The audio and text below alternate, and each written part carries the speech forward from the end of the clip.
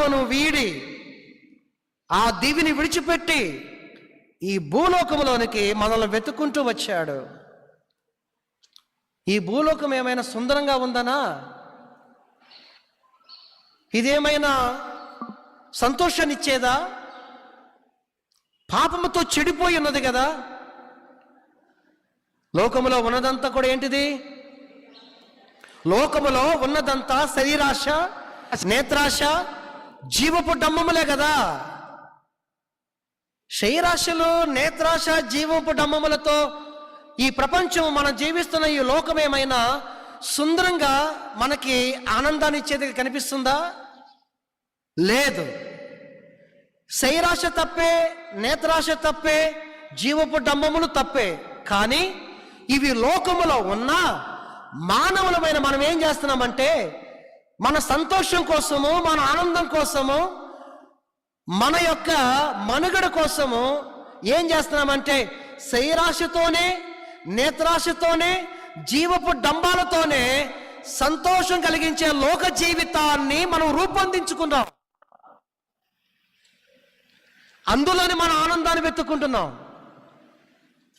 అందులోనే మన సంతోషం చూసుకుంటున్నాం. దేనిలో? శరీరాశలో, నేత్రాశలో, జీవపు డంబాల్లోనే. శరీరాశతో సంతోషపడుతున్నాం, నేత్రాశతో ఆనందపడుతున్నాం, మనకున్న వాటిని బట్టి జీవపు డంబాలతో సంతోషపడుతున్నాం. ఇదే కదా. ఉన్నవి చెడ్డ గుణాలే అయినా అవి లోకంలో నుంచి నువ్వు తీసేయలేవు. నువ్వు ఆ లోకంలోంచి ప్రక్కకి రాలేవు, అంతే కదా. లోకంలో నుంచి వాటిని తీసేయలేవు, నువ్వు వాటిలోంచి ప్రక్కకు రాలేవు. సో ఏం చేయాలి మరి? సంతోషాన్ని ఎక్కడ వెతుక్కోవాలి?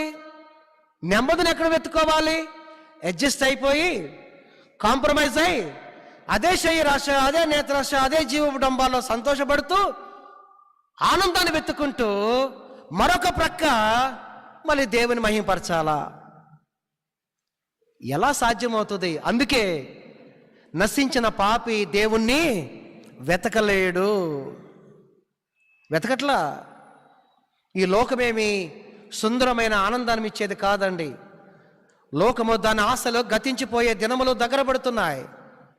భయంకరమైన పోకడలు, భయంకరమైన నడవడిక, లోకానుసారమైన జీవితము కూడా, అటువంటి విషయాలు కూడా దేవుని నమ్మిన బిడ్డల బ్రతుకుల్లో కూడా నివసిస్తున్నాయంటే అది సిగ్గుపడవలసిన విషయాలే. క్రీస్తునందు ప్రియులారా, పాపిని వెతుక్కుంటూ రక్షించటానికి దేవుడే మానవుడై మన పోలికలో, మన యొక్క స్వరూపంలోకి వచ్చాడు. అవును ప్రియులారా. కాబట్టి మనుషుల మధ్యలోనే తమలో తాము ఏం చెప్పుకుంటారు తెలుసా?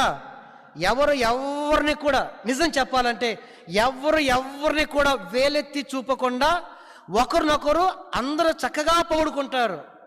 పాపులందరూ కలిసి వారిని వారే పొగుడుకుంటున్నారు.